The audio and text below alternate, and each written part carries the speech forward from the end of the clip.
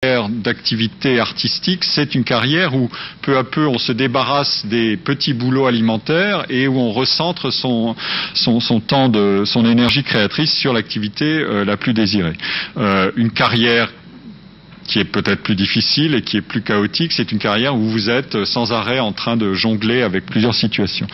Enfin, il y a un point qui est très important, c'est le problème de la compétition. Ces métiers sont des métiers où vous vous engagez, ça a été dit ce matin déjà, vous engagez avec certainement un excès de confiance en vous-même qui est une condition structurale de s'engager dans des métiers incertains. Si vous n'étiez pas là à vous surestimer en disant je vais casser la cabane, je vais avoir l'idée du siècle, je vais y arriver, vous seriez tétanisé par les statistiques, c'est-à-dire la loi de Pareto. 80% vous êtes mort dans un schéma statistique où vous dites j'ai 20% de chance d'y arriver, c'est pas terrible. Donc il faut surestimer ses chances. C'est la confiance en sa folle étoile, comme disaient des économistes classiques, c'est un vieux thème. Surestimer ses chances, c'est aussi en quelque sorte accorder une importance considérable à la motivation intrinsèque. C'est-à-dire, je ne veux pas me laisser dévorer par l'idée que je vais gagner un argent fou avec ce que je fais. Il vaut mieux que je sois certain d'être attiré par les caractéristiques intrinsèques de mon travail, par le plaisir de le réaliser, puisque j'y trouve du plaisir, c'est bien que j'ai en moi peut-être un potentiel considérable. Et néanmoins, une fois qu'on entre dans le réel de ces activités, on est soumis à des comparaisons incessantes avec les autres pour savoir ce qu'on vaut. Le propre des activités créatives, c'est qu'elles n'ont pas de valeur absolue et non qu'une valeur relative. Si elles avaient une valeur absolue, ça voudrait dire que vous avez une équation de ce qui est bien et de ce qui est pas bon, et vous pourriez dire, eh bien, un artiste, il réussit à 100% ou à 80% de ce qu'on peut être ce qui paraît être la bonne formule. Donc on pourrait programmer l'activité et on pourrait aussi programmer la formation pour dire, eh bien, il faut qu'il usine son projet comme on usine des boulons.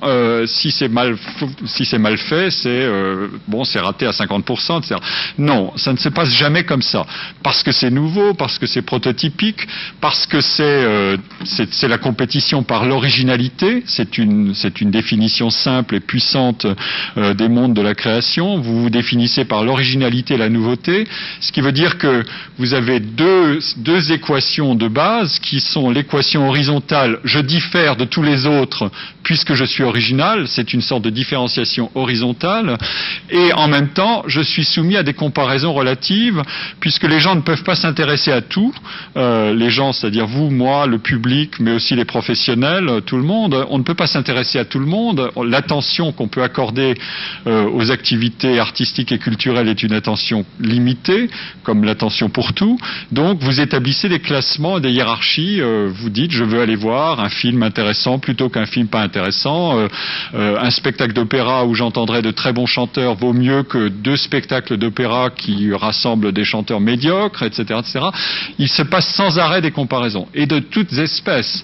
Les hit parades, les jugements des critiques, les scores de fréquentation des films ou des audiences télévisées, les scores de téléchargement des sites, etc. Enfin, ça s'est diffusé sur toutes les formes et vous pouvez le prendre dans toutes les échelles temporelles, de la journée à la semaine, le hit parade, ou au mois, ou à la semaine aussi les scores de vente des livres, etc. Jusqu'au score final qui est le panthéon de l'admiration universelle pour des génies éternellement consacrés. Qui sont ceux qui appartiennent à nos grands musées et à nos panthéons. Donc ce sont des mondes qui passent leur temps à se comparer, à se classer, et où pourtant chacun a le sentiment d'être unique et insubstituable. Mais il ne l'est jamais que d'une certaine manière et dans une certaine mesure.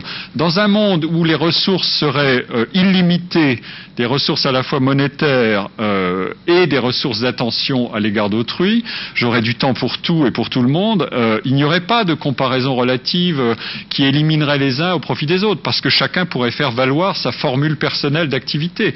Dirait, voilà, je suis qui je suis un individu et j'exprime la totalité de mon individualité dans un travail créateur. C'est une des utopies classiques d'ailleurs de la société d'accomplissement de soi dans un travail créatif. C'était l'utopie de Marx qui disait, quand on aura surmonté tous les problèmes, division du travail, rareté des ressources, on aura des gens qui seront tous à peu près également dotés de capacités pour tout, et ils n'auront pas à se comparer entre eux et à se faire concurrence entre eux. Ils se réaliseront chacun pour lui-même, et d'ailleurs ils n'auront même pas de public, puisque avoir un public, ça voudrait dire risquer d'avoir des gens qui vont faire des comparaisons entre les uns et les autres, et si on fait des comparaisons, peut-être que l'un sera meilleur que l'autre, et on aura réenclenché le malheur de la division du travail, de la spécialisation et de la concurrence. Donc il fallait éviter ça, et donc évidemment c'est une utopie, puisqu'on n'a pas de rareté, on n'a pas d'abondance absolue des ressources, et on n'a pas d'abondance absolue de l'attention à l'égard d'autrui. Alors voilà le genre de caractéristiques qui permettent d'entrer dans la compréhension de ces mondes, et ensuite il vous faut creuser ces différentes dimensions pour savoir ce que c'est que mener une carrière dans des conditions pareilles. Le principe d'incertitude dont on a parlé, qui est couplé au principe d'innovation, puisque par définition le nouveau émerge de quelque chose qui ne peut pas être extrapolé à partir du passé, sinon il serait programmable. La valeur d'émergence, c'est ça, la nouveauté vient de la non-extrapolation du passé. Évidemment, ce principe d'incertitude, il modèle tout. Il modèle les carrières, il modèle l'évaluation des choses. Les carrières, je l'ai dit, sont des carrières qui sont à la fois organisées par des filières, mais qui sont aussi celles où on ne sait pas ce que vaut intrinsèquement quelqu'un.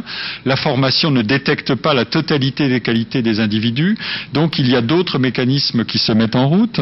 La valeur des choses, elle est incertaine aussi, donc on passe son temps à faire des comparaisons relatives, et on se demande toujours si elles sont bonnes ou pas, si elles ne sont pas biaisées par tel ou tel facteur, et on empile les comparaisons relatives, et des carrières, ce sont des tournois de comparaisons relatives qui s'enchaînent les unes aux autres. On peut très bien décrire la carrière d'un artiste comme une succession de légères ou de grandes victoires des tournois de comparaison relative. Un des points qui intrigue le plus dans ces histoires d'incertitude, j'ai déjà parlé d'un point qui intéresse les entrepreneurs, c'est la surproduction. Pourquoi voyez-vous 700 romans paraître à la rentrée alors qu'on sait bien qu'il y aura une dizaine de romans qui vont avoir un vrai succès?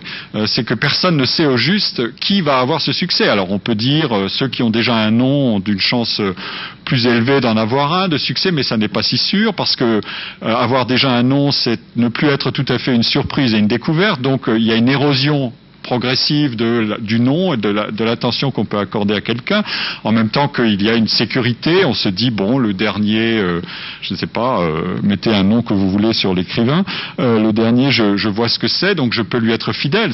C'est un point fondamental pour organiser une carrière, mais de l'autre côté, la surprise, la nouveauté, la demande de nouveauté relance sans arrêt l'épreuve.